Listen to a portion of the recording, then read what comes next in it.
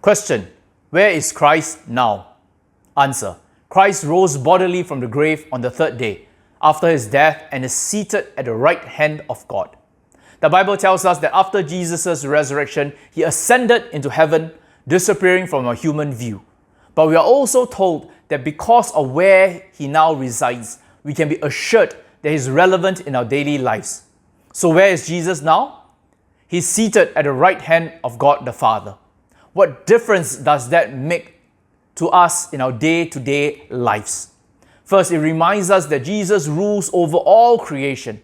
This gives us hope when we struggle with discouragement, disappointment, or bitterness. Let where Jesus is now, that is ruling the world, give you hope that because he will return one day and make all things right, we can take heart to trust and follow him. Second, Jesus is also the priest who intercedes for us at the Father's right hand. This reminds us that there is no condemnation for our sin, that Jesus sacrificed himself to reunite us with God.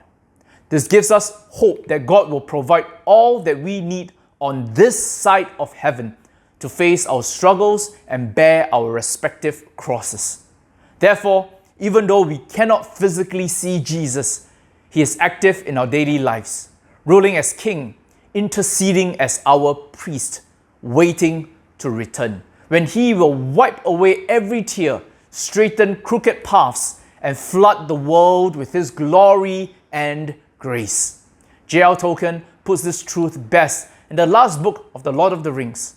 Samwise Gamgee wakes up thinking everything is lost, and upon discovering instead that all his friends were around him, he cries out, "Gandalf, I thought you were dead, but then I thought I was dead.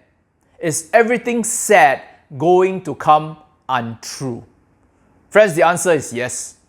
And the answer of the Bible is yes. If the resurrection is true, then the answer is yes. Everything sad is going to come untrue.